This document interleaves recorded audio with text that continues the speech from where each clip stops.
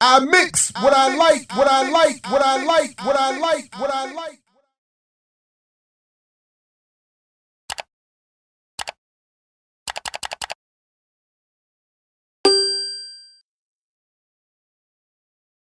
Samantha Youssef, I want to thank you very much and welcome you back to the show. There's been so much good response to our first interview and to the work that you've been doing and sharing and the perspective.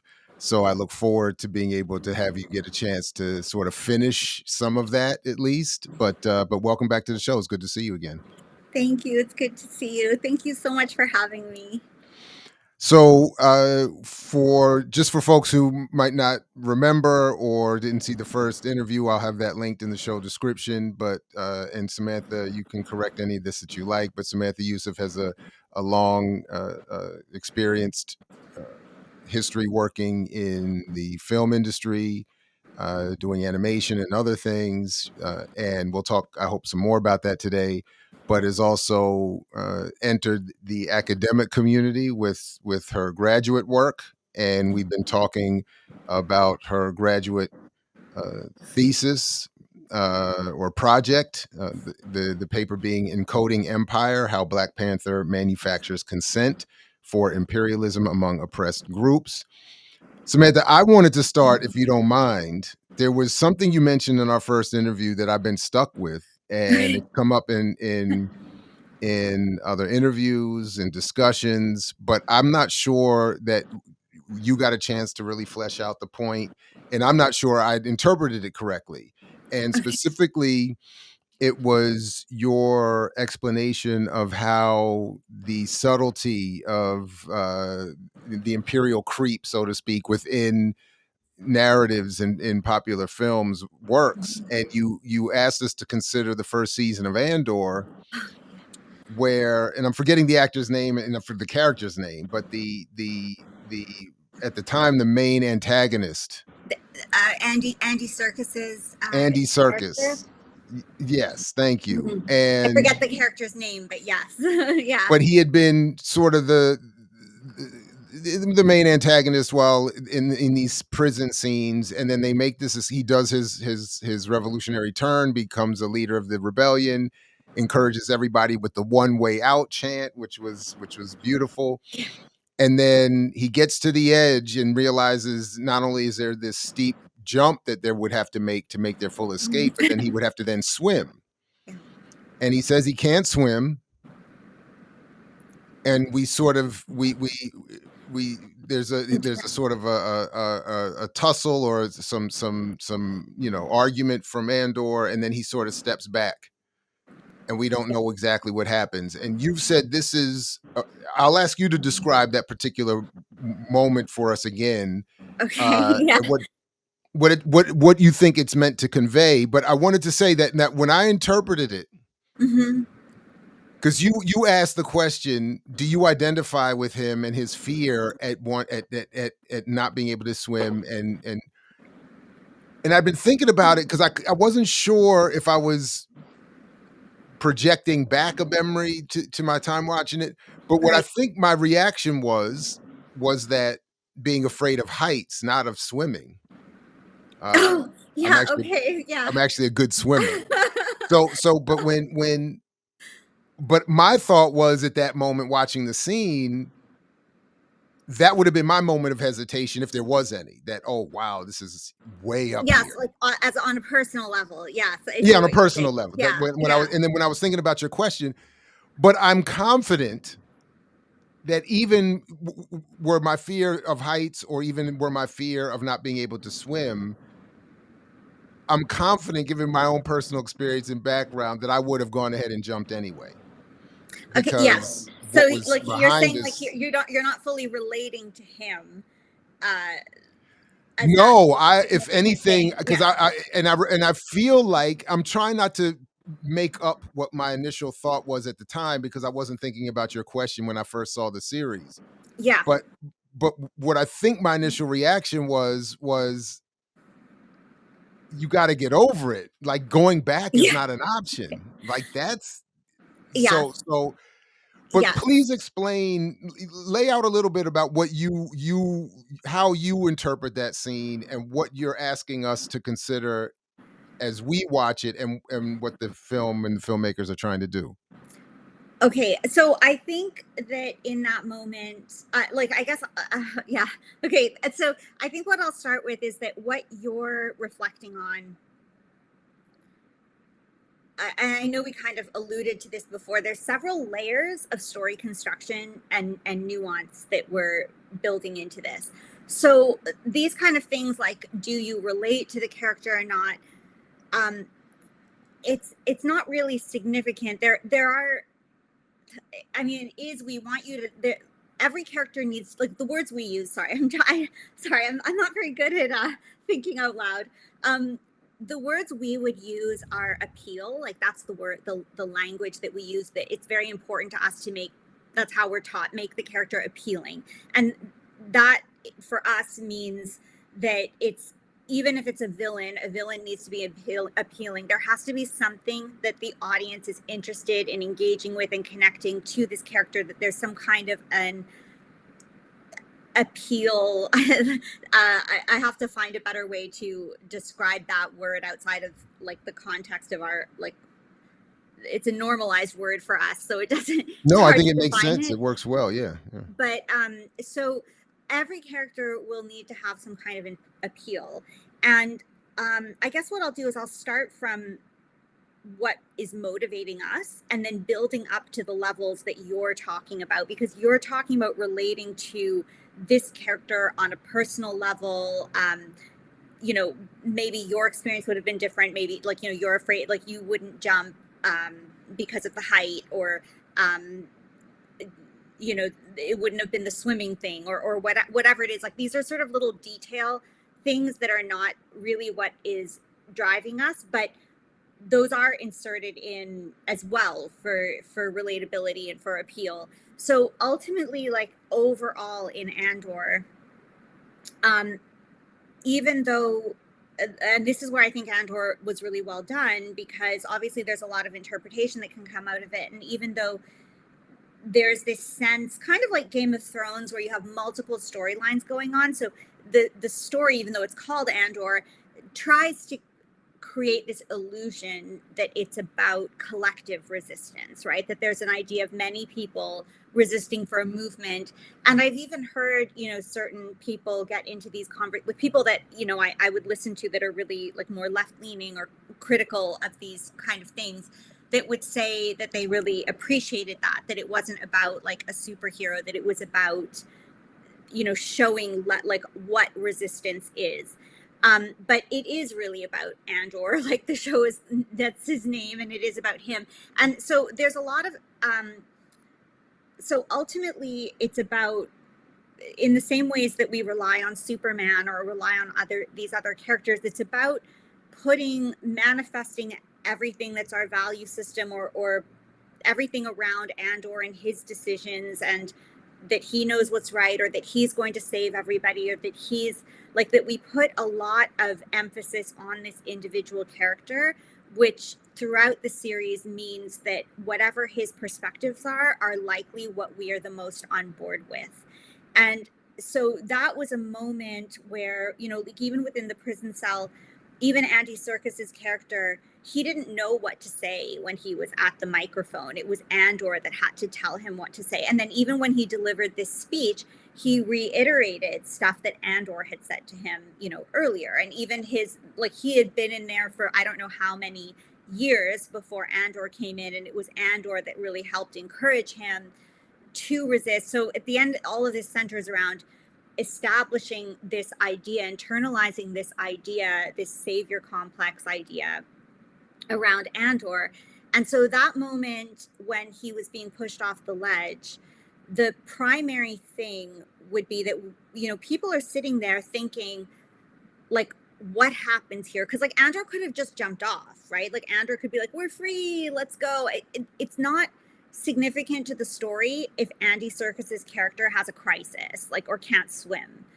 so there's a reason that that decision was made to insert that in there. And, you know, like we talked about before, these like Andor was like, I forget the budget. It's like something like $650 million, right, for to create Andor. So it's, you know, when you're talking about these little things, these are not cavalier decisions, because that little extra bit of time on the screen and everything required in that sequence probably cost anywhere from $500,000 to $1 million just for Andy Serkis to say I can't swim, you know, or something like that. So there is a whole process of why we decide to do that. And now the narrative being that we want the audience to be dependent on Andor, to internalize this idea of somebody else saving you, that is what will motivate the decision of what will happen here. How could we enforce that? And so the decision, and this is why I thought that part was particularly clever, because Andor didn't, like, there's this whole thing where he's talking to the other guy. He's like, we're free, we did it, we're free, let's go. And then it's very important that he has this exchange with Andy Serkis's character. I mean, in the rush of all of that and all these people jumping off, like, you're not just going to stop there while all these people are like trying to, you know, get off. But then what I thought was interesting is it's not that Andor jumps, it's that the rush of the crowd pushes him over the edge, which gives that feeling that Andy Serkis was robbed of the chance of being saved, that there was this sense that you feel afraid. Like, that is what it put in me. And that's why I was asking, like, you know, is that the reaction that did people have that little moment, even if you don't like Andy Serkis's character, did you have this little moment of, you know, like when Andor's character got pushed off the screen? Because if you felt that, it does mean that you've internalized this idea that Andor is the most important piece in this whole thing. And then there's so these decisions of how do we reinforce that?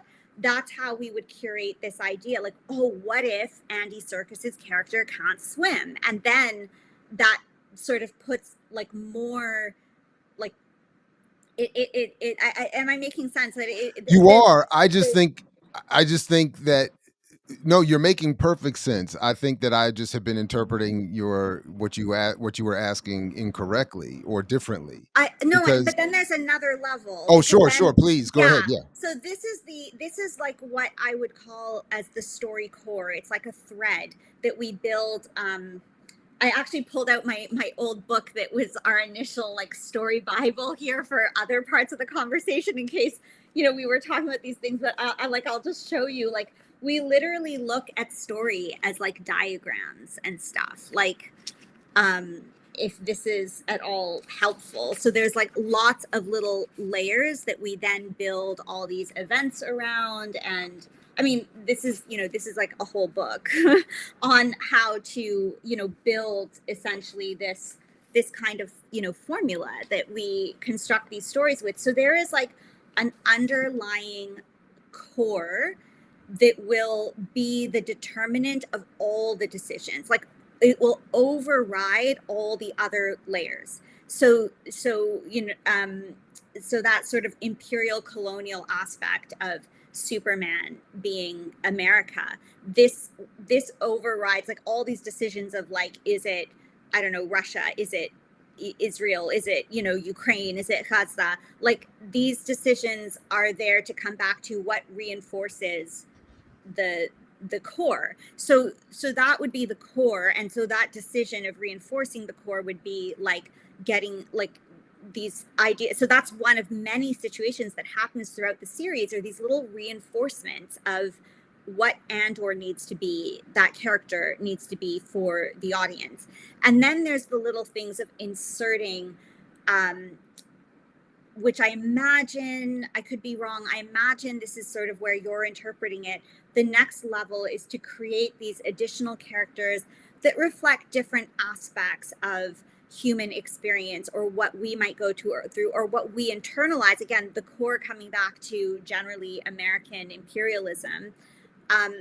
What are the things that we might internalize that, you know, maybe we are afraid to escape this system, you know, to recognize that, you know, these characters, like, he's been in the system so long, he doesn't, know how, if he really can handle being free from it, like this fear of, like, I mean, I think of James Baldwin saying, like, like nobody really wants to be free, right? Like, or a commentary on that, like that this idea of freedom is very scary to us. So then we have this character that was sort of like the tough guy in a controlled space. He knew his space, he knew how, to exist in it, and then there was a part of him that was like, again, that represents most of us that are sitting here right now online, like having these conversations, like knowing and being conscious of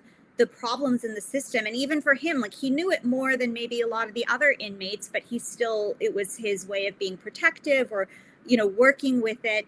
And there was this dream, of course, of like getting out one day. And then when you're faced with it, it's too scary for people. So, he could have, but again, like that could have been displayed, that if we wanted it to be about that, we know how, like I'm saying, like, we know how to tell our stories. If we wanted it to be about that, we would have had him backing away and being like, I can't do it. That, because then that would be the message that we would want to say. So the deciding factor that he had a disability, something that like, even though, yes, we're inserting those ideas into you, we're inserting those ideas of getting you to empathize with that, but the specific decision to introduce that he can't swim and then push Andor off the edge, remove his only salvation, it sort of is these reinforcements of messaging that, and that's why I was bringing it up kind of last time. I know I didn't really get to explain it very well, but these ideas that when Andor is present, these are the missions that succeed.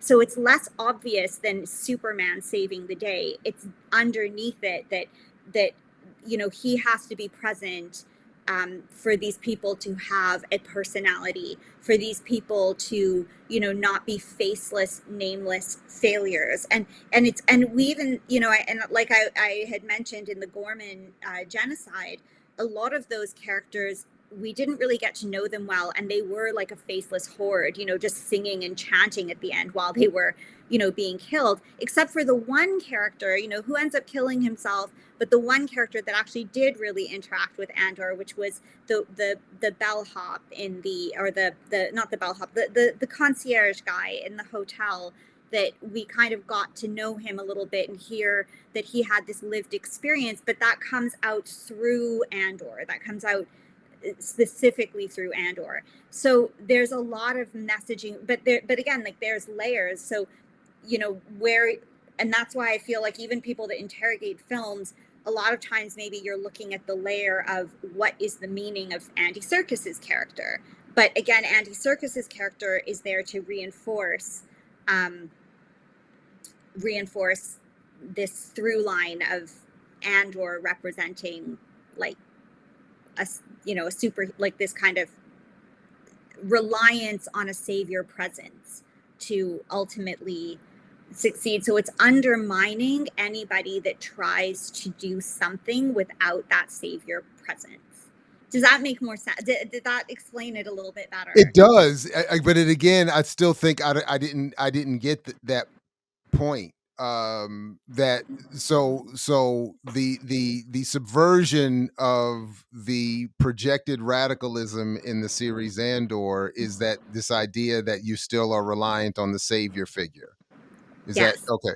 So okay, what I was thinking of since the previous interview was that Mhm. Serkis's character was meant to represent for the audience a quiet, um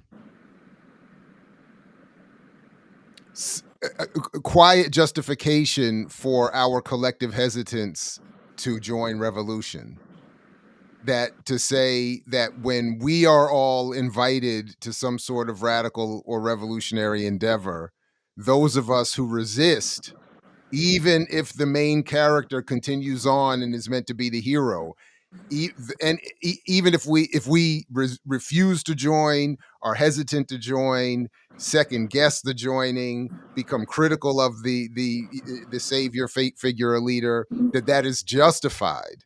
that it's saying, I know you're getting. I was taking it. I was thinking these last few days, they were saying, we know you're getting excited with this revolutionary message, but this is just one way we want to remind you that it's okay if you have Yes, self doubt about I joining. But I yeah, don't go think ahead. Go ahead. I think that's part of it too. Yes, I think Andy Serkis's character represents all of all of that. I think that sort of fear of, like I was saying, I think a little bit of like that fear of what actual freedom means, or also that there's this kind of liberal idea that it's okay to not fully resist, that you could find a way to make things work or whatever. I think that is what his character was essentially designed to do.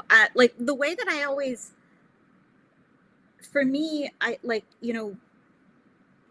again, like I don't have like uh the way that we're educated in the film industry is always based off of other film industry kind of films, right? Like we don't really have like a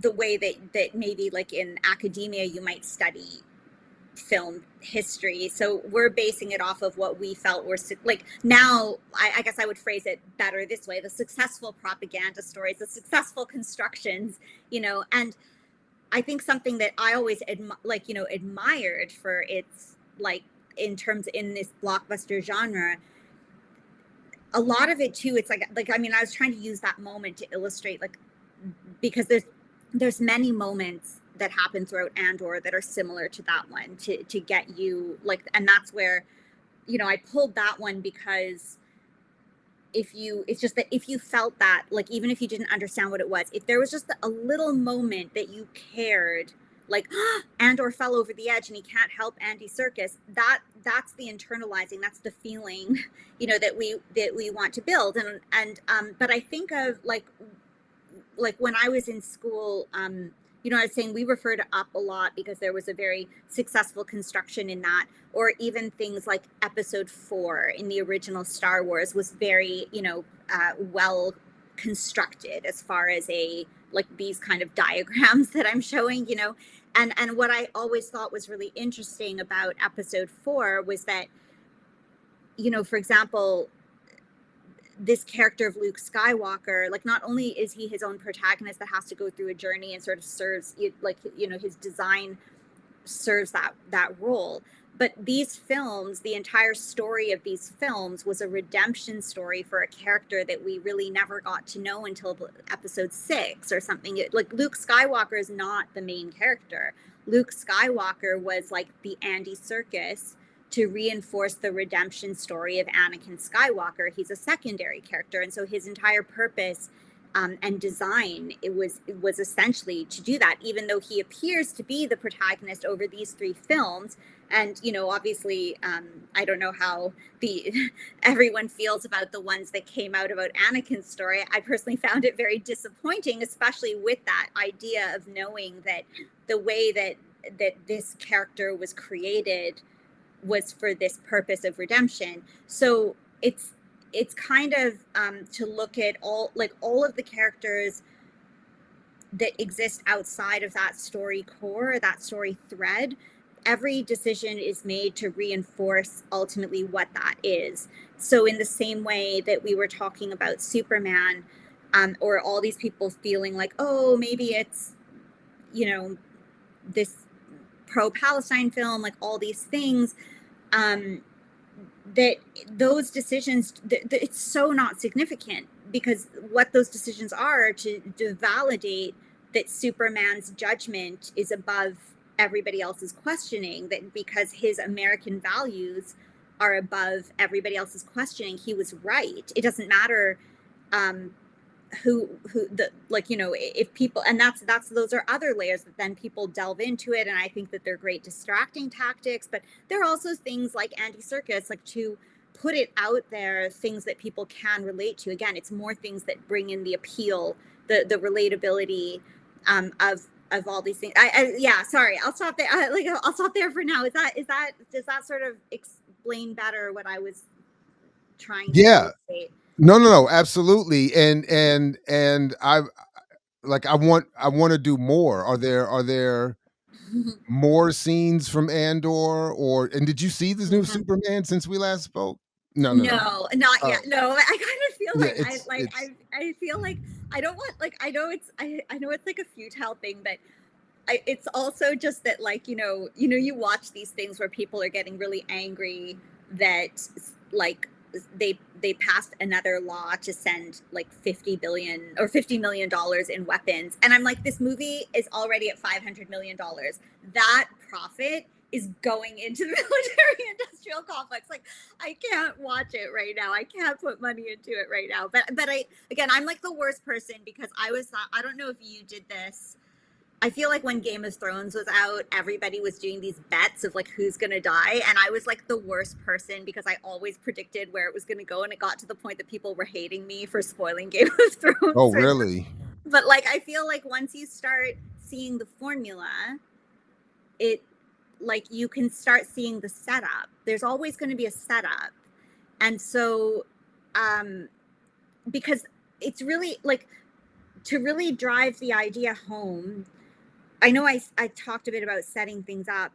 Um, these things don't happen in a moment. They happen through priming you and the, like a reveal doesn't work unless you already knew it, I guess, is what makes sense. It's so much more effective when something deep inside you is like, I knew it, or like, yes, like, and that's why these like people love conspiracy theories or something that affirms this suspicion that they had or something like that.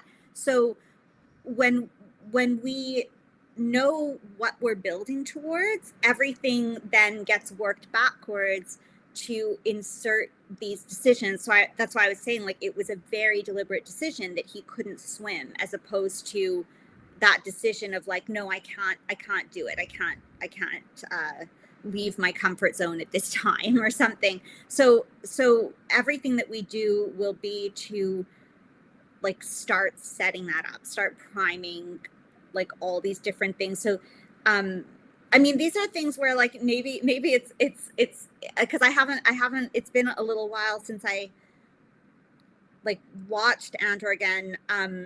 Like, I'd have to just like sit and rewatch it, and I could like code, like, I mean, that's what I did for the Black Panther things. Like, I just went through them to code like all that, I mean, these we can little. go back. I'm definitely happy to go back and talk more about your No, no, but paper we and could do that it with Andor too. because Like I feel like there's just so many but I feel like that would be like a thing where, I mean, if you ever wanted to, I would have the best time doing this. Like going like breaking up these episodes, or like looking at like, this is what we're doing. These are the artistic decisions oh, that we. These are the absolutely. color palettes that we chose. These are like all of these things. Um, I like, I'd be happy to like, now I'm like replaying that Andy Oh, Circus moment in my mind. Like, it's like my brain can't get away from it. But I'll go the back and rewatch season 1 and 2. I watched them all, and then you can tell me. We can, uh, because if it's especially I for mean, the that's what remainder. we do, right? When we're learning how to in like, again, engage, like what we call engage the audience, or more appropriately propagandize the audience. This is how we study the films, and we'll say like, look at how this was so like, again, like, I used to think of these things as really clever or like really like brilliant writing techniques. I see it really a lot more. It's a lot more dark now that I see it in a different way. But there is that whole, yeah, there's like, and especially in something like Andor, and that's where I think these streaming services really changed the game of Mhm. storytelling to a much more complex level than what we were able to do in film before. Because maybe in film you'd have maybe 4 subplots layered, and again, the layering is important because they're reinforcing this baseline that's almost invisible. um but that is like, that's the thing, that's why it's just so dark, because it's like, it's almost nobody, even critics, never think to go there. They're caught up in the individual, like almost like analyzing it like a soap opera, or how it would have, like, to me, I use the term soap opera because I think of these like ways that there's no overarching plan for the story. It's just kind of like going on like how life would go or Right, right, something. right, right. And I think that's sometimes what people are questioning or delving into, and they're not seeing that there is like a motivate, like I said with Star Wars, the motivation of everything is the redemption of Anakin Skywalker. So every single decision, whatever Luke needs to be to become the person to redeem him, that's what motivates Luke's journey. That's what motivates that, and then there are things like, yes, he had to become wiser. So they start off episode 4 with Luke being this like super whiny brat that wants to get, like, I don't know, I forget what it was, power converters or something to go like hang out with. I forget what it was, but he starts off and he's just bratty and he doesn't want to work on the farm and he's just so annoying and so immature. But that's determined, just as a simple example, that's determined because at the end he has to be this very wise, centered person. So how, like, what's more interesting? Make him the complete opposite of that so that he grows into that. And so we always will work backwards from what he needs, but he needed to be that person at the end to redeem Anakin. So like that's how we'll work. Just to be clear, especially for the remainder of this month, but really whenever you want to do and/or breakdowns, you tell me specifically what I need to review. So I'm, and what you want, and then whatever you want to do, I will happily I would host love that. to. I mean, I used to, I used to teach a lot, and this is sort of like how I would go through these things, but again, to teach it in like how we do it, like to teach it for artists, Yeah. to learn how to be good propagandists. No, So I love it, and I did quickly look at, so you were right. It said that Andor's budget was 650 million, about 27 million per episode. So they had, that seems to me like a lot of money to work with per episode to make sure everything we're supposed to feel as an audience happens. yeah, And then, as you pointed out a lot in our first interview, this is not just, to your most recent point, about good writing. This is also about the music, the lighting, the coloration, the everything that goes into a particular scene is constructed in such a way that it's so, yeah. yeah. um so I'm happy to do that with Andor, but I would also like, if to revisit some of what you were saying about Wakanda, or anything else Mm. that you feel like we didn't, if there was something that we didn't get to as much as you would like in the first interview. Well, um I I'm think happy. when you were, oh, I'm Sure. sorry. No, no, go ahead, that's it. I think when, because I was so I'm not used to the I was very, nervous about it's I'm not a big, this is new for me, the podcasting and stuff. So, I think I realized, and maybe I don't know if I had answered it correctly. Like when you had asked me what is an animator thinking about, I kind of went into my industry brain and I was thinking of the technical terms and I was like, well, Mm. technically an animator doesn't, do these kind of things. And I think what you were asking was more what I even just talked about, like this broader context of what an artist would be, like the artistic decisions. I I get your think, point, but I think that was, I still was think it it was a fascinating explanation to get okay? all the different, to hear a little bit about all the component parts that go into the final product. But please, if Okay. there was something you wanted to No, I just was wondering if you wanted me to have gone into some of that, like color coding that we did, or the ways that, like, especially with how Talakan is so like visually and artistically like codified to Oh, be um, absolutely. like all of that stuff. That's what I realized after that you were probably alluding to, and I didn't really get into it or something. But Honestly, I don't remember the details, but that's okay, what okay, you're saying is fine. I'm happy to hear more about that and any of the other points that you raise about the film, because I'm admitting a bias here from the very beginning, and again, long before the film came out, something you point out in your paper, the long run up to promoting it, to make sure that yeah, it dropped. I mean, it was a year long promotion before that Black History Month dropped, when the first Black Panther came out, and I never mind my pre-existing political views of these products, but I was already and then when I saw the film after the first time, I mean, it was both of them, there was an immediate clarity for me around what was being done politically.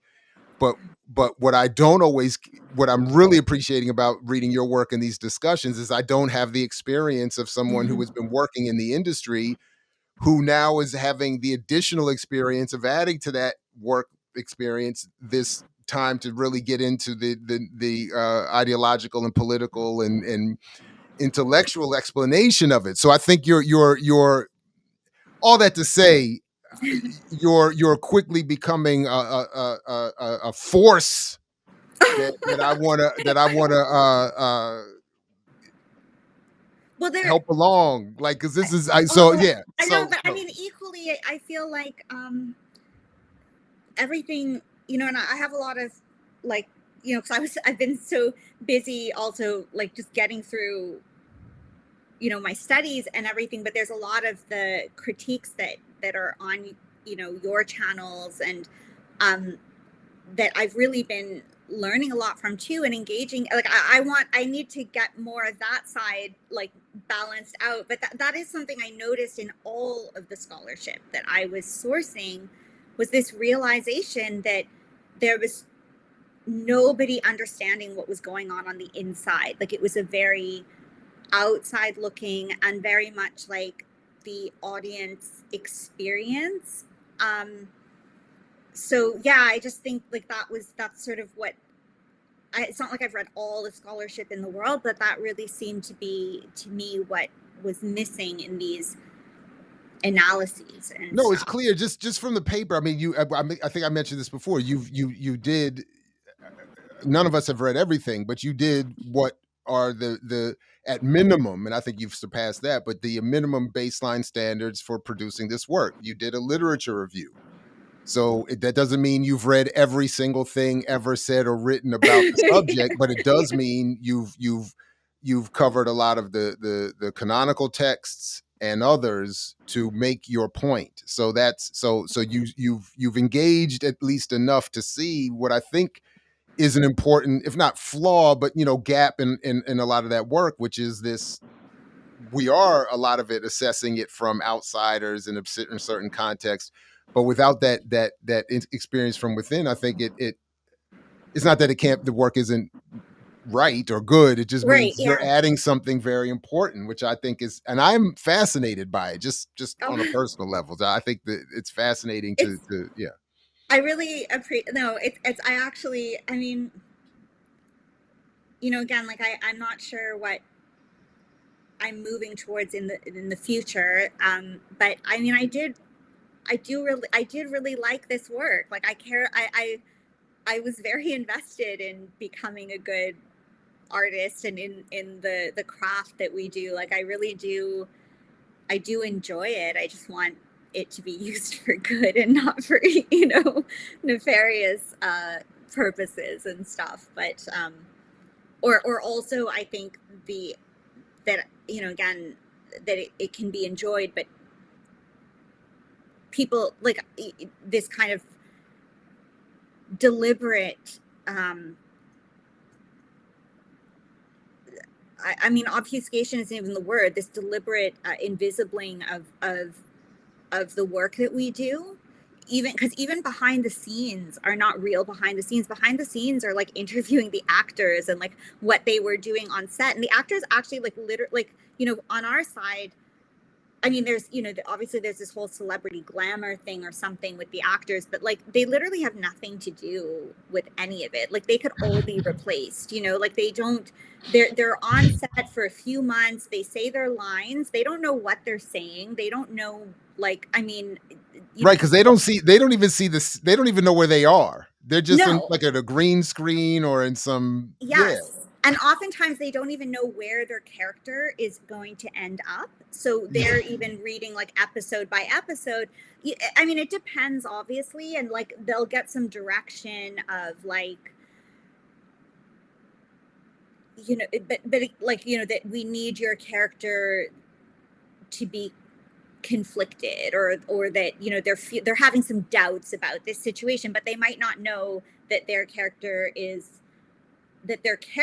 aware that the empire is building a weapon or something. Mm. They just know that the character is supposed to have some serious doubts, so this is what they'll bring to the performance. But they, so again, like even in the context of that, like some of the actors just really don't know, and there's so many NDAs. I mean, even when you're going on to set, like a lot of these are filmed in the UK at Pinewood Studios, and your phone gets, like, even all of us, like your phone goes into a bag, you're not allowed to access your phone, you know, like you're off grid when you're on these sites.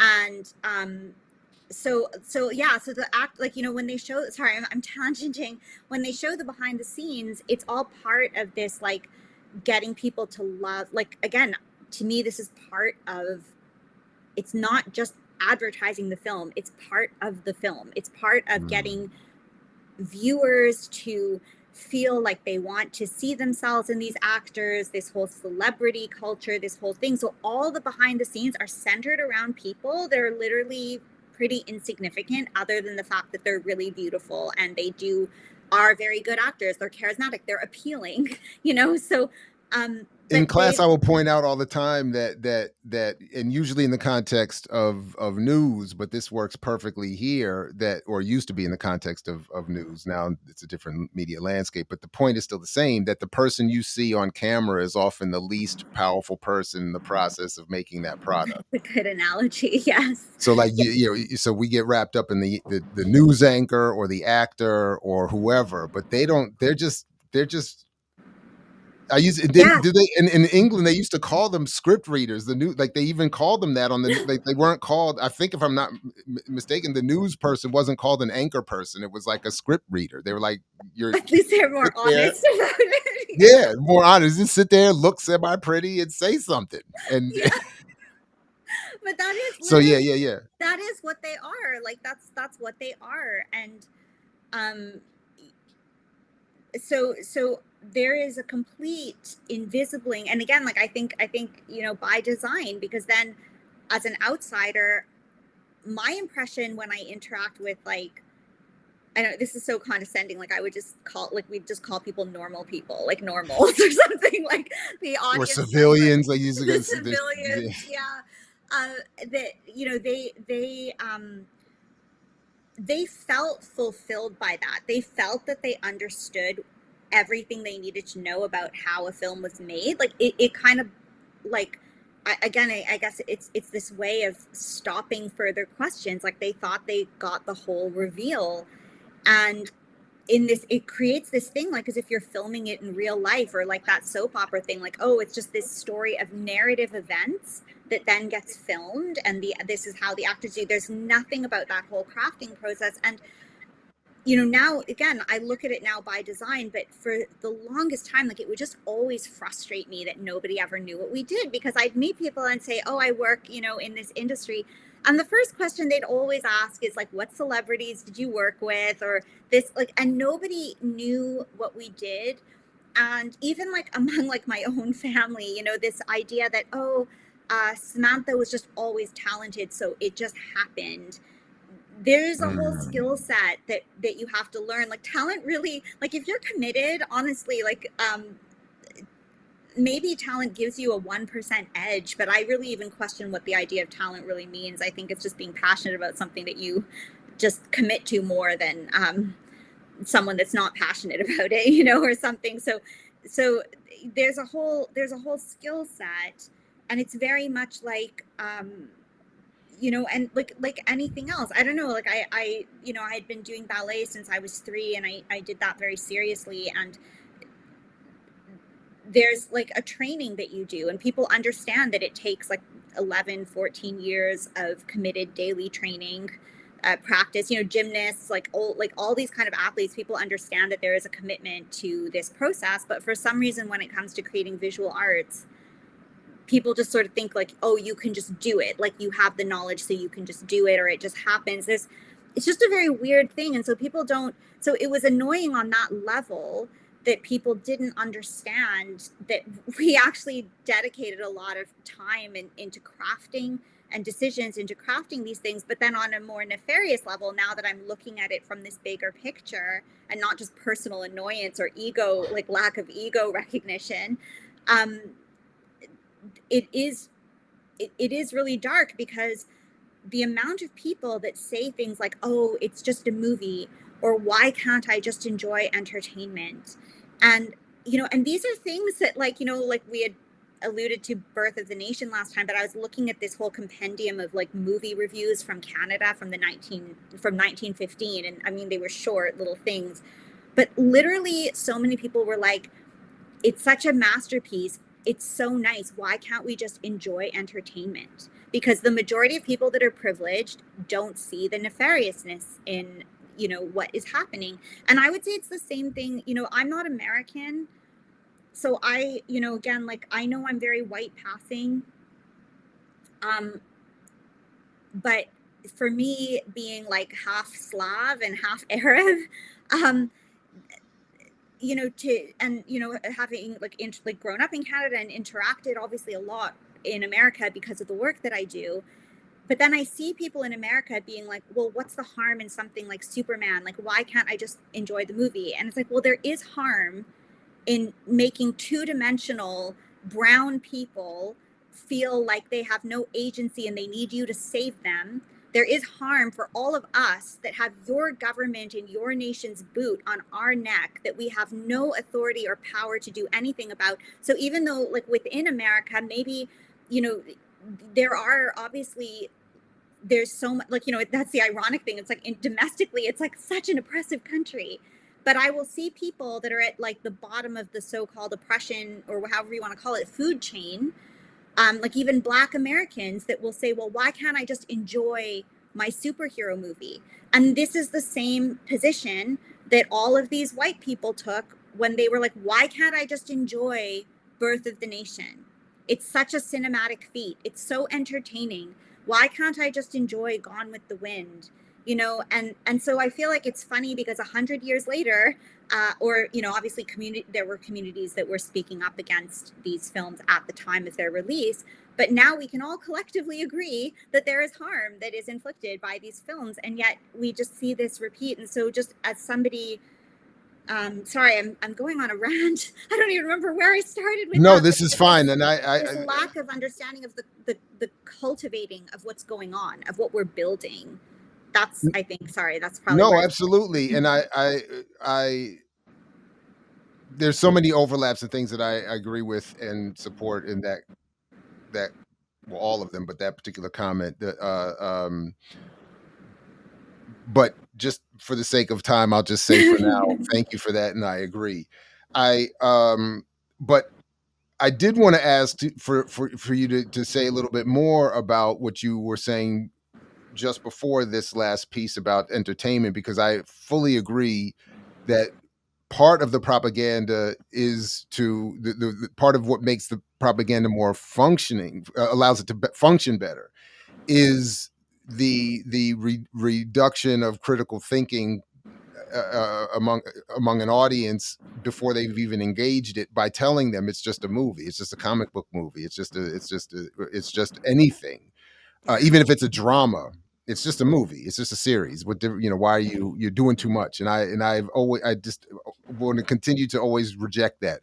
But I want, if I can, invite you to say a little bit more about that. So when you're, because I'm fascinated. So you have this. Forgive me for using the word, given what you just said, but you have this talent or capability or interest in art and drawing.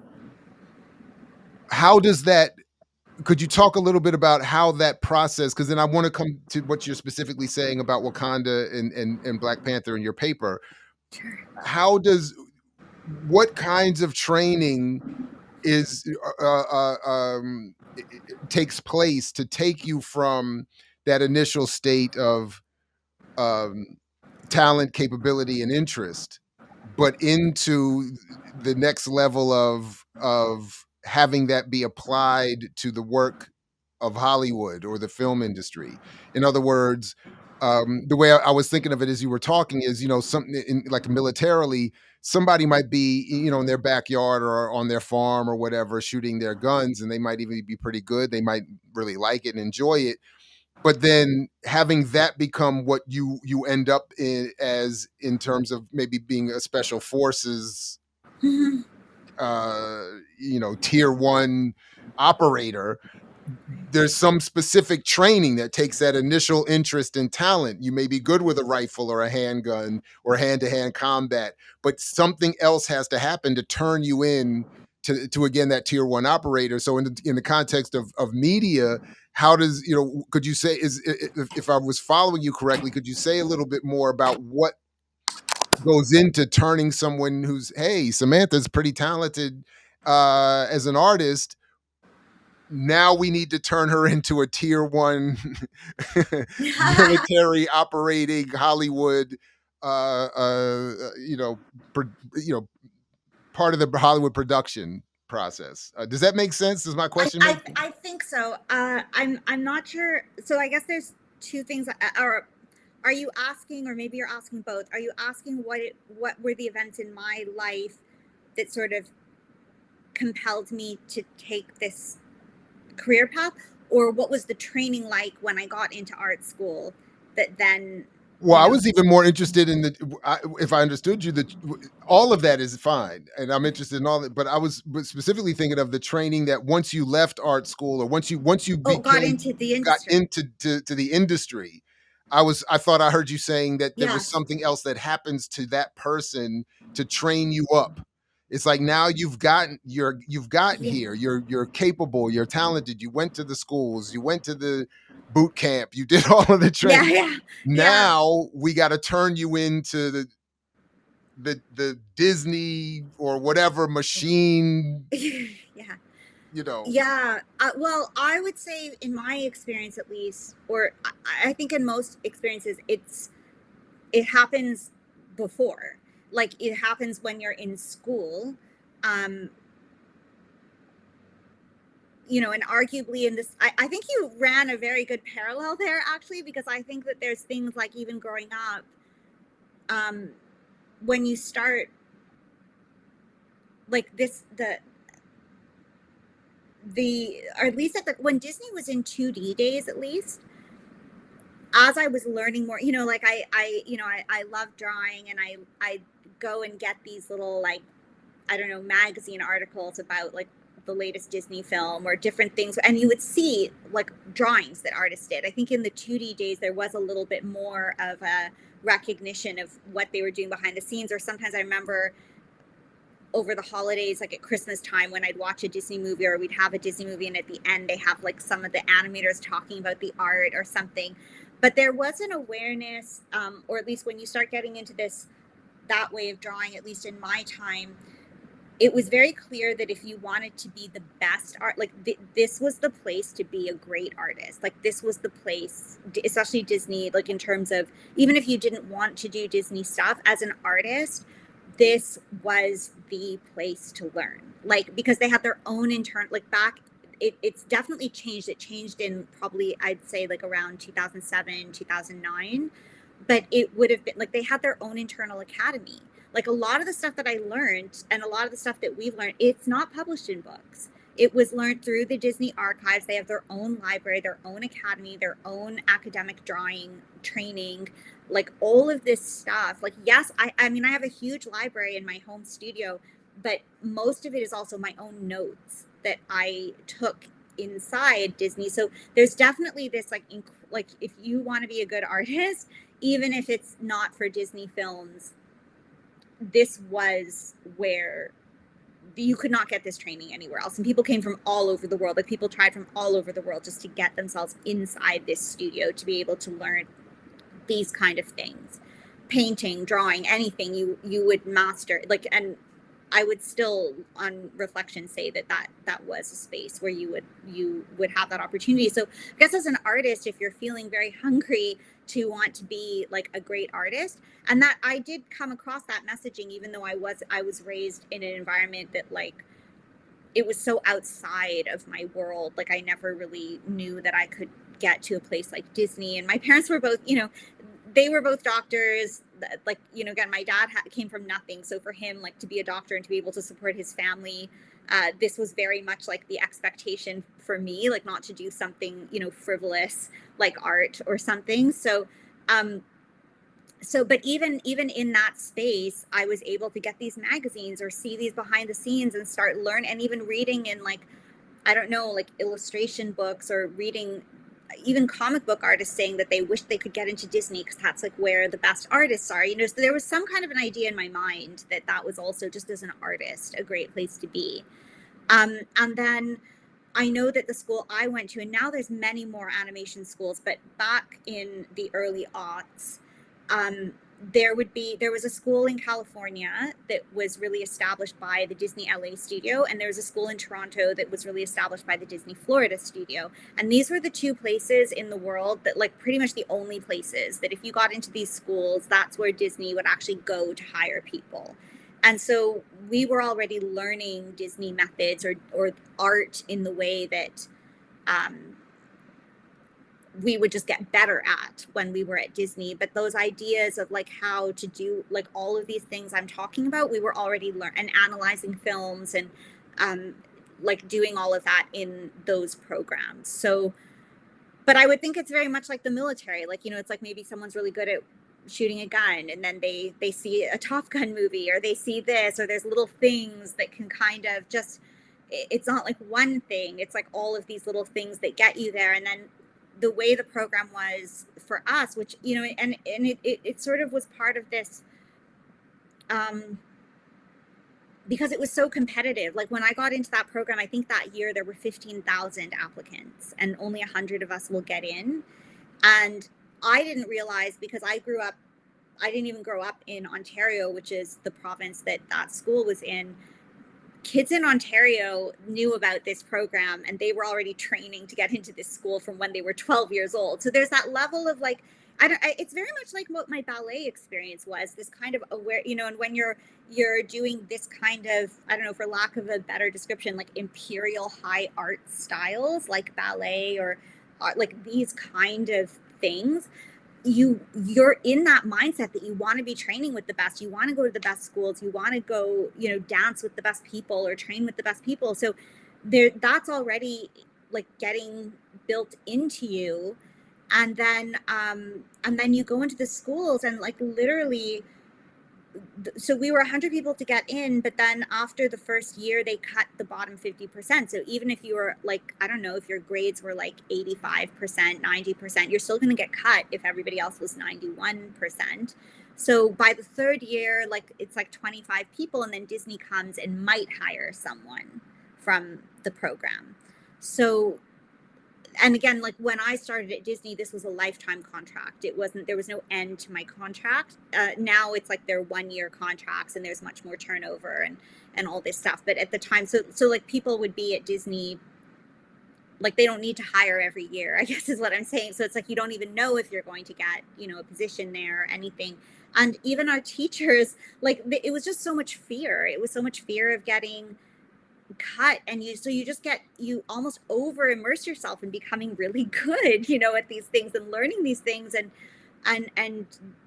we'd have to make films at school too, and all this stuff. So I think it was like part of that process. So by the time that you get into Disney, you're already primed to just immerse yourself, and also have this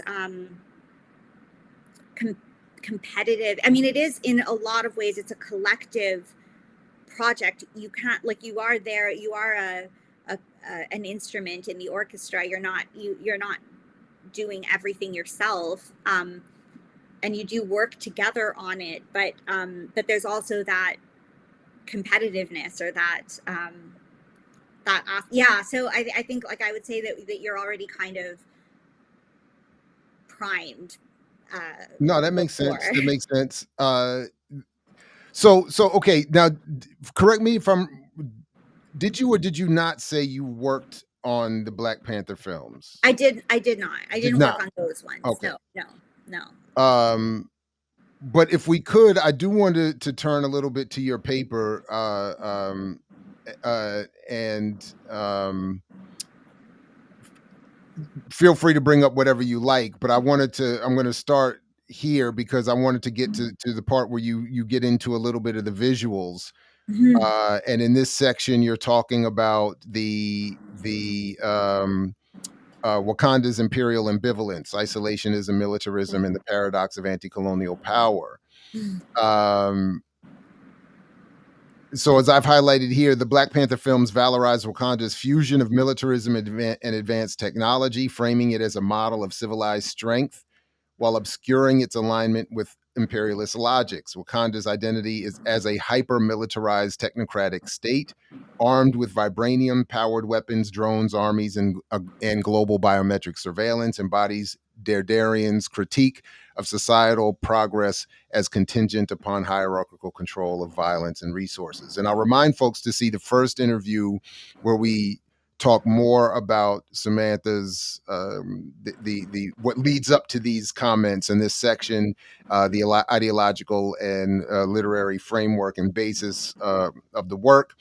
But I just wanted to have you either comment on what I just read through that highlight and or some of these pictures you've included in here, and maybe say a little bit more about both and why you selected these particular shots for the paper. Um, yeah, I think looking at Wakanda. I mean, Wakanda is like, it's like the imperial dream, uh, I think this idea, especially with sorry, I'm jumping around a bit. Um, this very militarized yet isolated state. I mean, it very much parallels like the US. It's an expansionist empire kind of state, but it expands through its military control of other places, not actually technically expanding its national borders. So Right. and the entire society is basically a military base. And I mean, for me, I drew those parallels also looking at Israel, that the entire state construction is a military base. It's fully integrated into the lifestyle of all these people. Like, from children, they're raised to know that they're going to serve to defend this nation state, to serve in the army, to and I feel like you see that in the US too, this normalization of just militarism, even in, like, I don't know, like, I've seen birthday parties where people get like military tanks to shoot balloons out of them or something crazy like that. Like, it's so there's this military integration, and also this idea, with the whole STEM thing and this whole industrial investment in technology, military related technology, and that is an integral part of the civilization, and that civilization and progress depends on technology and depends on specifically military related technology, which I feel like is how we live in the West, because um everything like this, or at least, like, if I think of how I used to think even before I had before my brain got a bit more unlocked. You are taught to believe that our technological progress is because now we have things like computers and cell phones and like all of this stuff, and that is what progress is. There's no conversation about, do we have better civil infrastructure? Do we have better community spaces? Do we have better cities that people can enjoy walking around their cities? Do we have healthier lives? Do we have healthier food? Like, this is not considered progress. It's all centered around that we have video game consoles and cell phones and computers and all this fancy technology, and all of that comes back to the military, which is just there because they're all just byproducts of military investment. So I feel like Wakanda just really embodies that, this idea of all, like, everything, like, and this picture. I mean, this picture I picked just uh because that, like, you just see this sort of like, I just felt like it embodied a lot. Like, you see like this very patriarchal thing. You've got the king, you've got his like female subservient bodyguards next to him. He's wearing his like battle armor. Uh, you've got this ship that is also, you know, as we've seen in the film, like one of these vessels that they've also fought in, that, you know, they were fighting with later at the end. It's a military, it's a military stealth ship. It's, you see this whole hangar with these military stealth ships or other ships, and just the whole like nature of it is this militarized society. It's basically like just guns decorated with tribal art. And No, and then it's also, I mean, it's and again, I see this very much connected to what we see promoted, both as we see STEM promoted to Black communities, both as the pathway to freedom today, and then we also see the um, oh, I just lost my point. That STEM is promoted to as liberating, but also, oh, but also it's also tacitly, if not explicitly, thought to be or said to be that all that has gone in the past, all the suffering of the past, has been worth the technological advance of today. oh, So, yeah. so like, you know, all the slavery, colonization, genocide. You know, when Trump puts up, as he says, you know, the Trump towers in on the West Bank, that will then be supposed to be what justifies all that we're experiencing or seeing happen, or the Palestinians are experiencing now. Like Yeah. that's now I did. It's funny you mentioned that you brought up the. Mhm. I forgot you mentioned this. So I got. Uh, um, I won't share their name because this wasn't sent to me with expectation it would be shared publicly. But there was. I want to share a little bit of a text that a critique I got from your comparison of Wakanda to Israel. Okay. There was a little bit of a pushback, but Okay. I want to read to you just a little bit of this exchange. Uh, and by the way, they were largely very appreciative of your of so this was not some No, no, that's yeah. okay. Okay. I welcome, I welcome it. I welcome it. All right. So they wrote comparing it, meaning Wakanda, to Israel, misses the core contradiction that draws Black people to Wakanda in the first place, which is that Wakanda is an uncolonized, energy independent African superpower. Comparing it to white settler colonies obscures that point and muddies the critique. So my response to that was that why I think the Wakanda Israel comparison works is exactly for the reasons that you say, that attracts Africans to Wakanda, because that's exactly I wrote this a little bit different, but what I was saying was what you're saying is attractive to Africans in Wakanda is exactly what mostly European Jews say is their attraction to Israel. That Israel for Jews is the uncolonized, relatively energy independent Jewish superpower. So I'm saying that's where for Yeah. me that's the point that I understood it to be. That of course there are important differences if we were to get into some of the nuance and weeds of the Mhm. of a fictional Wakanda and a very real Israel. Yeah. But I think that is the point, that what draws Black and African people around the world to this film and these films is this idea that just like Jews feel about Israel, that Mhm. after all the suffering we've experienced in the world, we at least have this one place where we're free, independent, uncolonized, and secure. And yet, what your paper I think does great in revealing, and all you're adding in these conversations, is that no, it's a freedom for a handful of Africans in the way Israel is a freedom for a handful of Jews, but at what expense to the rest of the world? Yes. Like like everybody else has to suffer for this little oasis for a handful of these folks of whatever group we're talking about. And so yeah, That's no, no. That's feel free to respond exactly. to any of that. No, no. You. I mean, you said that you summed it up. I mean, that's basically, and that's where, you know, also was important for me to put in some of the scholars that have really investigated the social psychology behind a lot of these settler, like looking at systemic patterns in settler colony systems, because there is also that, um,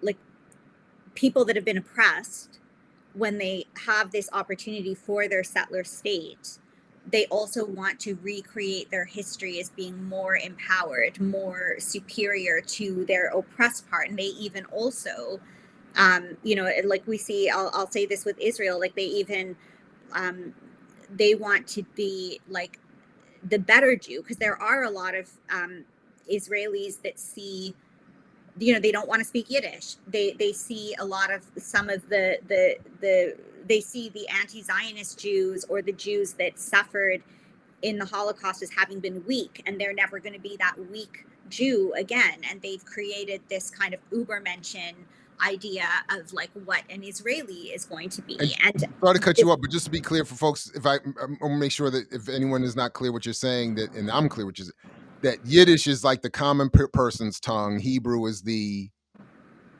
ruling elite version that they would prefer to speak, as opposed to Yiddish, which is for the common low class Jew. Is that that's how I yeah, heard what you were saying. I don't know if yes, that's the point you were making, yes, but and even, I mean, even Hebrew, the way that it's spoken now in Israel, like originally Hebrew was just reserved for, you know, uh, practices, right? Like or the rabbinical elite, yeah, like yes, yeah, exactly. But it also wasn't a complete, like it wasn't a spoken language anymore. Like right. it had been lost. So for Israel's modern Hebrew was literally created in the same way that people create Klingon, or Wow, the Dothraki language. They got linguists, predominantly Russian and German ones, which is why it has those harder sounding like Russian German guttural kind tones, of yeah, yeah, guttural yeah, yeah, yeah, tones. yeah, yeah. Actually a screenwriter in Los Angeles who's also Palestinian. Her name's Rola Selbach. She's been doing little videos about this, and she goes into the history of it. And she's Hmm. actually been doing a really good job. And she actually found some original Hebrew that people in Yemen still speak or sing with. So she juxtaposed that this was actually like passed down. But even so, they invented, and that's the thing, the entire way that these settler states are built, and this new identity was really like fabricated. And we see that with Benjamin, I forget his original name, Malachowski or something, and then he created his Hebrew name. And I remember when I was working in the industry, there was a period in the early aughts that a bunch of people, because like DreamWorks, like there's a whole thing with Katzenberg, but a lot of the people that were employed at DreamWorks went through a process of changing their names back to the or changing their names to their like what they felt were their new Hebrew names. So there is this kind of, so that's why, like, for me, even just the way that these societies create themselves, this idea of and there is an elitism behind it. There is this that yeah. So I mean, so to me, these things are they're very similar. And again, this energy efficient, they're not energy efficient. They're dependent on somebody else. Like, in the case of Israel, they were dependent on Palestinian labor or Indian labor or Thai labor. Like, they get people to come in and do all this labor, and it's a very Silicon Valley kind of thing. It's like like in an elite group, you can live in your beautiful settlements and you can have all this nice stuff because you're taking all the water from the people in the West Bank that are not living in one of these nice settlements. So it's this entire bubble of, just like what we were saying a bit last time with Wakanda, this kind of just ignoring that somehow this utopia exists magically, like the technology just magically operates itself, and it's the same thing with the AI thing. Like, there's labor involved. There are people that are employed to work at these servers that have to like monitor the servers. There's water involved to keep the servers cooler so that we can generate AI. Like, this stuff is just not like some magical cloud. So I think And it's interesting yeah. on millennials are killing capitalism yesterday. In the interview that Jared did with Nora Barris Friedman, she pointed out, speaking of the water, that Palestinians before October 7th were in a situation of 96% of the water was not potable, in large part because of what Israel was doing. So, it's obviously worse now, but um, they're not utopians that just like happen to exist in isolation or independence, like that somehow magically they figured out a way to create this. And I think, sorry, just one last thing I'll say on sure, the just from the reading that I did, there is a very, I would just encourage the people that feel that this is really great reconciliation, like through Wakanda. um, I would just encourage people to read what people from Nigeria think of Black Panther, or what people from Kenya think of Black Panther, or like the even just articles in, like, not even scholarly articles, even just like reviews, in pop culture media outlets, or podcasts or different things. I mean, it's not a monolith or anything on both sides of the Atlantic. There's no monolith, but there are significantly different perspectives of the film from people that are from Africa than, like, from the response that American people might feel towards the film. So that's another. which I think was encouraged by the film. I Yeah. mean, and some of which you get into. Uh, yeah, this line, the Marvel Productions, where the superhero steps into a relatable, humanized representation of U.S. imperial systems. We just sort of uh, uh, went over that. And yeah, I'm skipping stuff here, but you were talking That's about okay. the militarized society that Wakanda is, and it's ruling dynasties, and even how power is transferred through combat, and familial descent. And then we talked a little bit about the STEM genius here, and then here we are, like, and then you point out there are no schools or hospitals shown outside the royal sphere, replicating problematic neoliberal systems that prioritize investment in security over social equity. And to the point you were just making about Israel, we don't see in Wakanda how any of the society works. Where are they getting the power? Well, we know from the vibranium, but where are they getting, the who's making the clothes and washing the dishes and harvesting the crops and whatever else is happening in society, and it's all, of course, meant to excuse the fact that the rest of the continent and the rest of the African diaspora benefits nothing in no way from any of this. Yeah. So, but And again, it's I all. just wanted to give you a chance to say any more about. No, I mean, Yeah. but I think that this is just a testament to, like, I have so many mixed feelings, when I see these, like, I get these responses or see these responses, whether it's Wakanda or other things. Cause, obviously there's like maybe my ego as an artist that I'm like, we're really good. Like, we really like got people to love these characters. And like, we really, because we engage your emotions, and there's so much research on this, just psychological research, right? About, like, studies done where if you engage someone emotionally, they're they will have a different perspective. They will feel like something was really real, or they will feel that like like they could be completely bypassed. Like, any critical thinking can be very easily bypassed. And we create these characters that people are feeling really empowered connecting to. And especially Black Panther is clever because of the target audience. It does have a range of an elite cast as opposed to just the one character. So you will have Black women feeling empowered through different ways, either through Shiri's STEM or through badass fighting, or, like, from the general, the captain of the guards, or like you will see these different slight variations on targeting the audience so that everybody can feel in some way connected to some part of this elite group.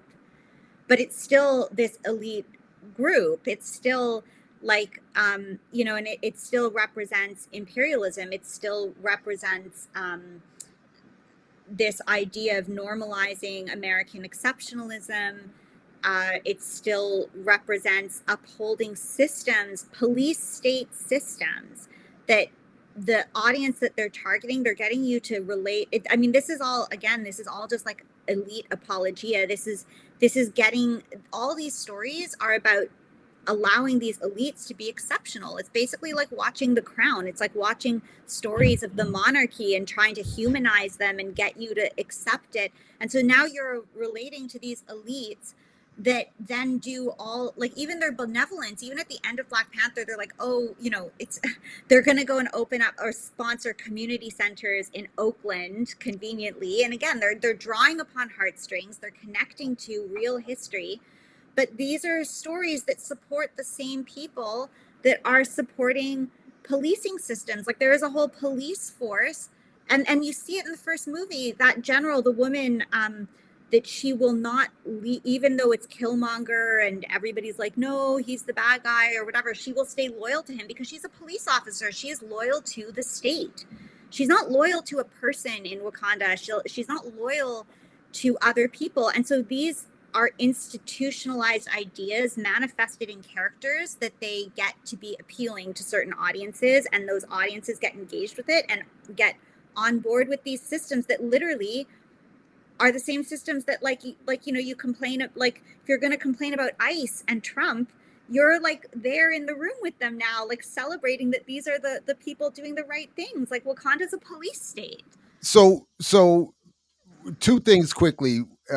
One, I want to back up and give you a chance, if you would, to say more about what research you were finding that's in your paper from the African diaspora and what they were saying versus what African America was saying.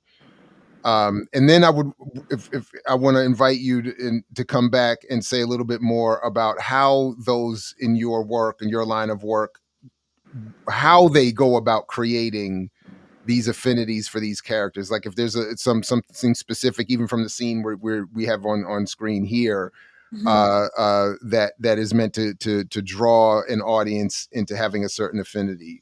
But if we could start, let me just give you a chance to back up for a second on that. What were some of the continental Africans saying about the film that you found in your work versus what Black America was saying? I'll start with the person that, like, obviously, like, I don't want to platform it too much.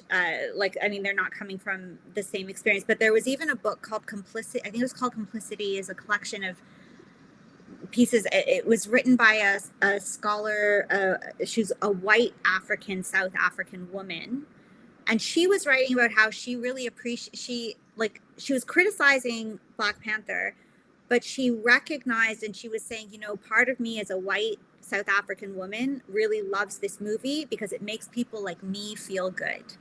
Like, Oh, this is that. wow. So and so she, she was honest about it. It's just that I don't want to, platform her more than some, like, um, Black African voices. But that to me was also a really interesting thing to read. And she has a whole chapter on her book on how that film really, like, why she I think her area is psychology, but that was why she felt that this film was particularly dangerous, because it really was targeting people. She felt like she was also part of that audience that really feels good about this movie, that it really does make people like her feel a lot better, about their role in things.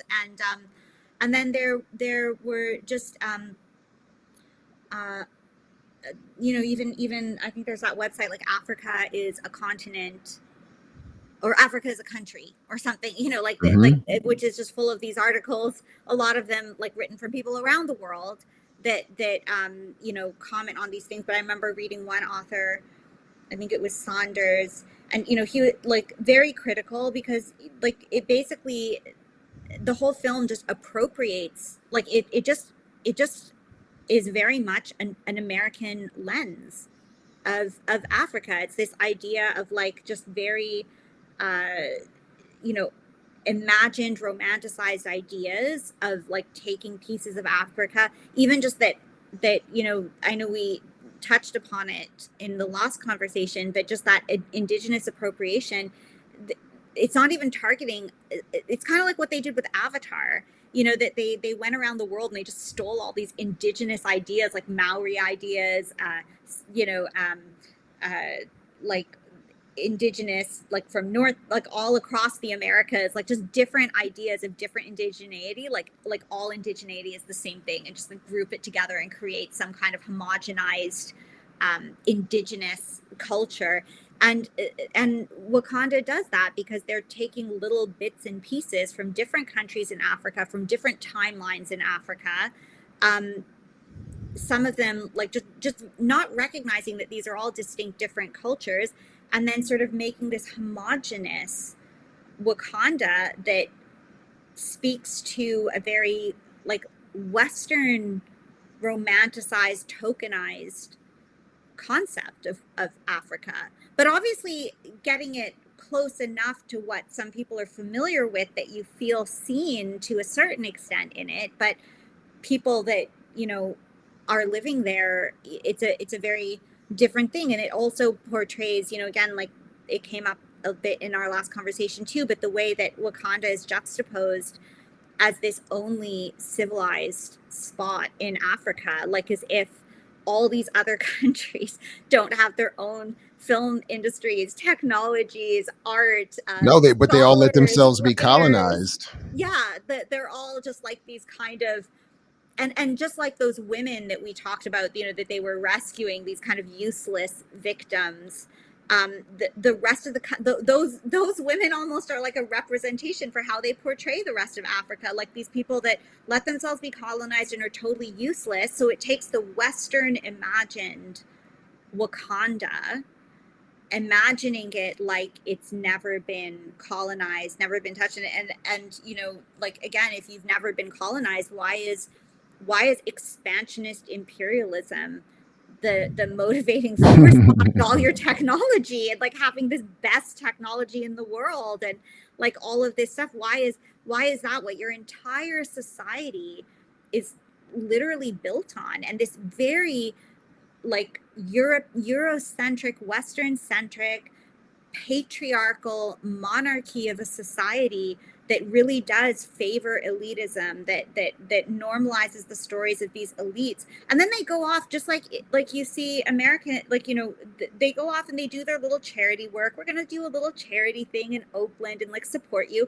but we don't have hospitals for our people. But we're a police state, but everyone in the little marketplace looks very happy because Yeah, they everybody all looks these happy, and we're gonna give you in Black America exactly one art center. yeah, So you're welcome.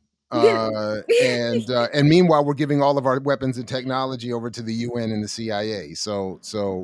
But Yes, and you know, all of these things are so deliberate, and they do enough things to, like, I mean, like we see audiences, for lack of a better descriptor, we see audiences as marks. Like mm, you're a mark and we're conning you. And we know just enough to get the mark engaged. So bring up Oakland. Like, I mean, like obviously Oakland is so deliberate. Like it's so that like we know enough that our marked audience, which is, Black Americans, that like the diaspora that's in America, the African diaspora that's in America, that is the mark.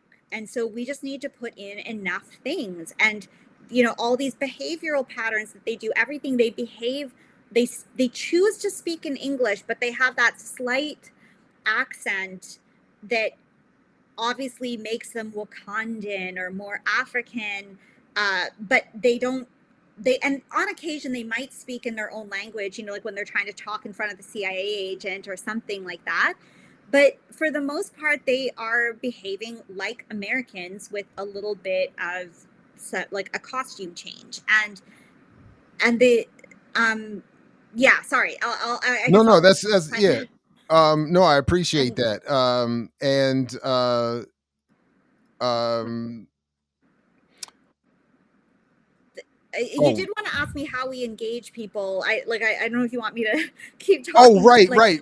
Yeah, no, I um do. I was just gonna move to show um yeah. where you talk about well, you make the point here, blending visual aesthetics and futuristic innovation. The Black Panther franchise employs cinematic art direction designed to appeal to Hollywood audiences. Um, and the film's portrayal caters to Black American sensibilities rather than African realities, and that's Russell. I'm assuming that's Russell Rickford's piece, right? If I'm not Yes, mistaken. Yeah, yes. yeah, yeah, yeah. My Africana Cornelian homeboy. um, and but then you have this picture here of Wakandan. Like this is how we're all meant to experience it, not in any real explained way. It's just meant to look beautiful and aspirational. I'm assuming is would be a word. But yeah, so yeah, you did. I was making sure I had asked. Uh, But you it to does. yeah. Go Oh, ahead, please. Yeah. no, no, it's just that it does really reinforce this like ruling elite thing. Like you don't know if all these Wakandan people are acting happy and smiling because they're afraid of the local Gestapo possibly like killing them or something. You know, like you don't you there's no sense of what lived Wakandan life is. And again, like I just think that that's very purposeful. We never go in, you know, like you could compare it to Andor. At least Andor goes in, walks among the streets and talks to the guy in the shop, or like um you kind of You meet see some people people. actually working and having to go to work, Yeah. and you get a sense of what the day-to-day life is of a people who are under occupation. And but here I think we're meant obviously not to think any occupation is taking place, that there is no suffering, there is no inequality that's meaningful, at least, and everybody's doing well and benefiting from this which is again why my argument was, by the time the queen is killed, because we're supposed to have thought that the queen's existence provided everybody with this perfect egalitarian advanced society, that this was a nightmare. This was we were all meant to be horrified, and like the moment you were saying in Andor, we were meant to, and that for Yeah. me was the code. If you felt bad for Angela Bassett, then they got you, and because I was Yeah. in there ready to cheer, like of course she should be out of here. Yeah. And she did so Anyway, many, no, and it is yeah, exactly that. And like if these characters, like this is what I find fascinating about the psychology of representation. Because if these characters were white, people would be questioning why Angela Davis's character is like breaking her promise. Angela Bassett, not Angela. Sorry, Yeah, yeah. sorry, my brain is like, sorry. Yes, Angela Another Bassett. hey, another woman symbolizing revolution. Yeah, All right, yeah, all right. like why is she breaking her promise to the indigenous people? Like they had a sort of a peace contract, and she goes and she doesn't care. She's above That's what that. I'm saying. Better She's than that. after he warned her. After he warned her, and yes, and like and she goes in, and I get it, because these things are really, especially again, the social psychology. I know I kind of sort of mumbled this last time, and maybe I can say it a bit better this time, but the social psychology of oppressed people in these systems feels very important to me because of the work that I've been involved with in this industry. Because like it's like when you saw Angela Bassett go into the UN and throw those French soldiers like on the ground. And if like let's say, if I'll just say it in a Palestinian context, like if I saw that, I'd be like, yeah, you show them, you show those like white people, like they think they can do whatever they want, and you're sticking it to them. And it's sort of because you're coming from a space where you have been under the boot of these regimes, and there's something really powerful in how that manipulates you. Because what she did, if she was white, that's very dark. I mean, the whole thing is dark. The whole like the white French soldiers and all the everything, but just even that display of showing we're like, don't mess with us, you know, we'll show you, like, you know, but it's framed in a way that you really cheer for her and that you feel like this is the revenge we've always wanted. Like, we're showing them how great we are. They've never let us be great, and now we get to show you that we're great.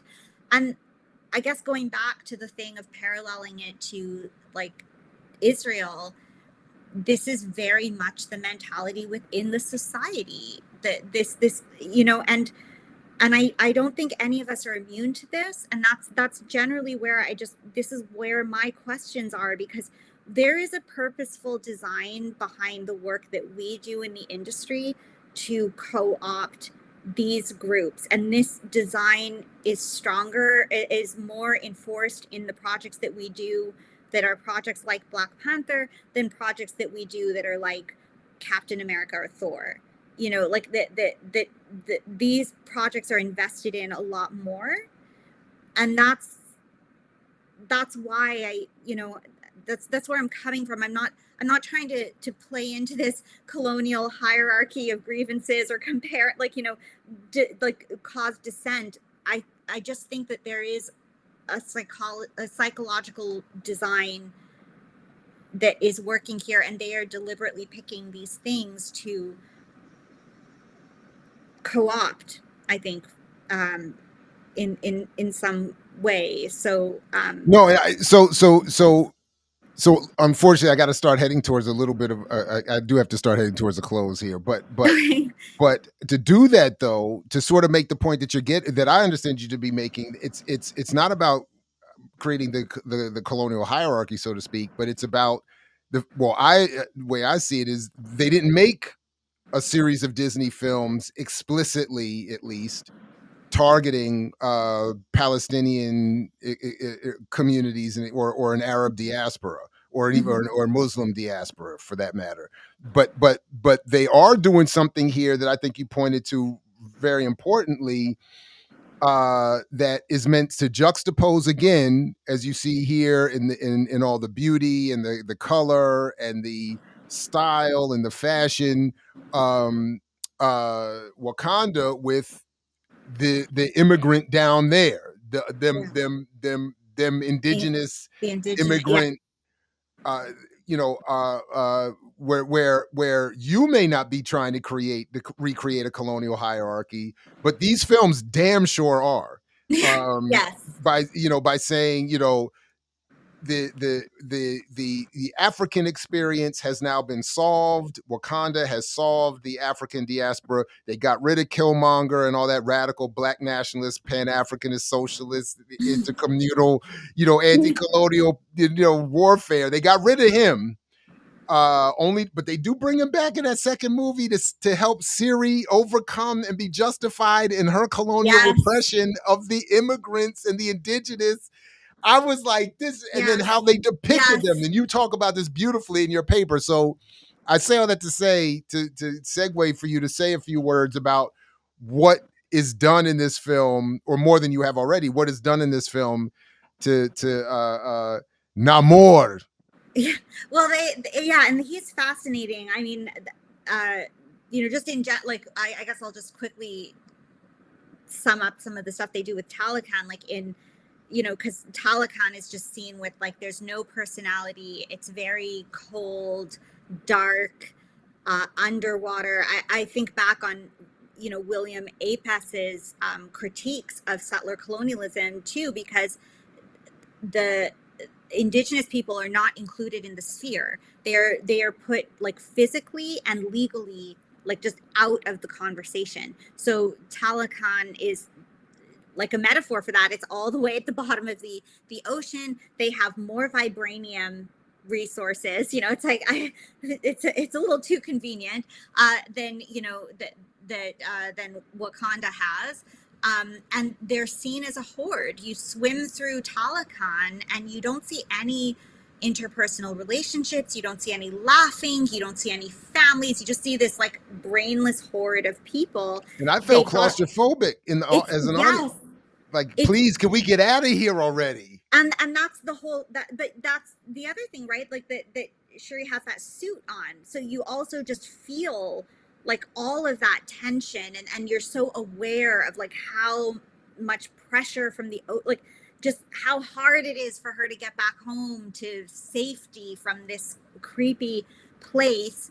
And it's the whole thing is just so oppressive. And even the Talakanil people, they're the act like again, these are all deliberate choices. Marvel movies always casts like super beautiful athletic people, like blah blah blah, but these people are cast as actors that are not in as good physical shape, and they also have that blue rubbery skin, which you can tell that they put Mm. some kind of a skin suit on them. So again, it just kind of further makes them, their bodies look a little bit more like blubbery, just not attractive. They're not athletic. They all have their masks except for Namor, but the rest of them, they all have their masks. Even looking like, even like, these are all the details, like even on Namor you can see this, but the detail work of their jewelry, their costuming, their weapons, like everything is very crude, it's very grotesque, it's very like crudely handmade looking. Whereas in Wakanda, even the little beads are like laser cut, and that's again by design, so that it looks like it's much more developed, civilized. They've got more elite technology, they have more elite art, they have more elite everything. Yeah, and looking at Namor, like even his jewelry, right? It has that kind of like gold made out of Play-Doh kind of look. And he is offered a bit more humanization and a little bit of a backstory. And that's a lot of the stuff that, The like I feel one like though, he's the the only one, one slightly more human that has yes, any story. And then other than the woman that is killed by Siri or the queen's daughter, one of them, yeah, the when they go to visit, oh yeah, even yes. that killing. Uh Oh, oh, did I freeze? Did you freeze? did I Oh, sorry. freeze? You're fine Maybe for I me. don't know. It's probably my end. Okay. But when that woman is killed, we get I guess a tinge of some sort of emotion and connection, but there's no real. It's all we're meant to understand is that she was important to uh, Namor. Namor, but not. But we don't. But it's not. It's not as to you. The points you were making Yeah. earlier. It's not built up any. It's just meant to be like, oh, okay. But And there's yeah. she serves as a revenge conduit as There you well, go. That's because what it like a is. lot Thank of it you. is like more like to show he's so unstable, and now you just tipped him up, like you tipped him over the edge. Like there's just something, he is given a backstory, but it's used to it's used to frame him that what he is out for is sort of like a revenge thing. It's not positioning him as someone who's protecting his indigenous people from colonial invasion, or like, like it's they use his like, sorry, let me rewind a bit. There's a personal story injected into this scenario, where even though the overall scenario is that they, again, like I said last time, like they're recognizing revolutionary ideas, they're recognizing that he is trying to protect his people, but then what they do by hyper individualizing Namor is they also like, they neuter that, because they create a character that is hell bent on revenge, and that lost his mother, and now this woman is killed, and now he's just gonna go all crazy, like he doesn't have any kind of social responsibility to the people, or that he's the leader of, or any of these things. Like, and again, this is just like a war of the gods. Like I feel like it's like watching Elon Musk and Trump fight with each other or something. Like it's all about just like prioritizing ruling elite class stories at the end of the day. And I think it was Crenshaw had written this article about, the whole Obama situation. Just, these ideas of hyper individualized people that are then elevated and contribute to the erasure of the majority of people that are still like suffering, with certain things. So we have like this, like Namor being a little bit more human also it's kind of like, to me, I mean, these are the same patterns, in the same way that Wakanda is much more exceptional, so it dehumanizes the rest of Africa because Wakanda is so exceptional, and Exactly. Namor has a little bit more of an exceptional aspect, so it further contributes to dehumanizing indigenous people, which is basically what they're doing. Indigenous people are always portrayed as these kind of weird, freakish aliens or something that are outside of our civilized understanding, outside of um, our societies and our systems and our geography. So this whole film, like, instead it literally positions Wakanda. I mean, for me, I don't really think getting into the nitty gritties in the same way as Superman. I don't think it really matters if we want to say Wakanda is Israel or if we want to say Wakanda is America. Wakanda is embodying this Western national settler colonial imperial logic to how it operates, and it's treating indigenous people in the same way that all of these settler colonies have framed indigenous people, that in the areas that they are establishing themselves. So that's, yeah, sorry, I don't know if I'm No, tangenting. that's it's all great. Uh really just enjoyed the paper and the argument, and um so let me just, so since I do have to close for now, and Yeah. again we can have many more conversations, and I do want to invite you to take me up on my offer to host your walking us through these Andor scenes and whatever, whenever. So, I would be so excited to do that. Seriously, like oh, I let's, would like love I'm, to do that. if I'm not right there with you with the excitement, then I'm right I behind you. really would. I'm up there. Like I'm I ready. would Like love it. We could do an Andor series. Like I'm all in. let's go. So again, I'll let you figure out what schedule works for you, and then you can reach out to me. I'll work around that. I'm sure I will make myself as flexible as necessary for that. But in for now, any sort of concluding remarks about your what your in what maybe a summary again of what you have wanted to convey in your work and in these discussions, and again we'll have many more, but uh, um oh, I'm like the worst summary person. I think in general it's just, I think, kind of how I concluded my paper. You know, this lack of um critical engagement, and you know, like I Stuart Hall sort of approach is how I wanted to kind of build everything around. You know, we do have this capacity to negotiate with you know, the films that we're watching, that we need to start getting more critical of them. But I also think that I think that's what concerns me, is that as audiences we are not keeping up. Like we are mm, catching, like audiences are interrogating films the way that films were being made 100 years ago.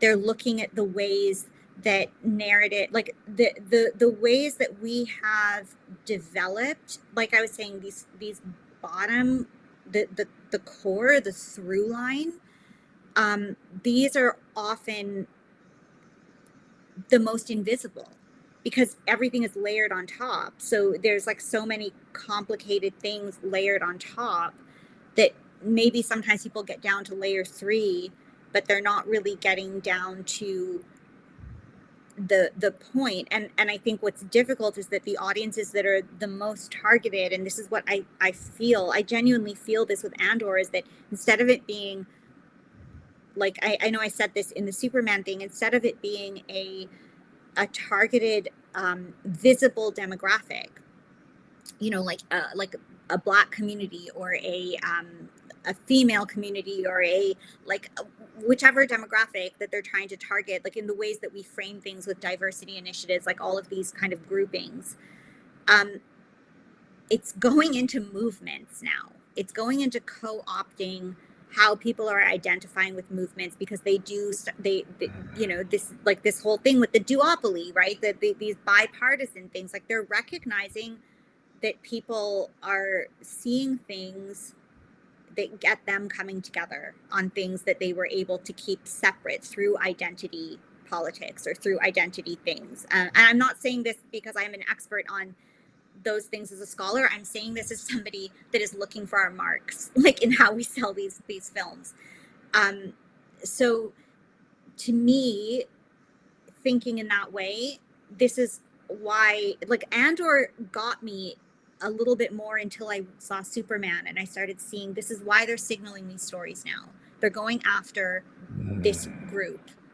And that is the so everything, that is what people don't look at when they're looking at films, and they keep breaking away and saying, like, how could you not see that this is Palestine, or how could you not see that this is, you know, like, or what this means to our reconciliation, or what the, you know, yes, those things are relevant. Yes, those things are thought of when we're starting the story. But for me as a filmmaker, I'm like, these are not what is driving us when we make these films. And I think that's what scares me the most, is that I'm scared that people will only catch up to that in 50 years, and by then we'll have better techniques. You know, people are looking at films the way that we did make these films 60, 70 years ago. It's not how we drive these stories now. And that's, I don't know. So I just feel like we are embracing, you know, like I said, it's like watching Black Panther. It's like watching people embrace a system that is a police state, that is an oligarchical police state, that doesn't shine a light on individual people, that doesn't even address like what individual people are going through or how they maintain this technological superiority. It is an elite oligarchical police state.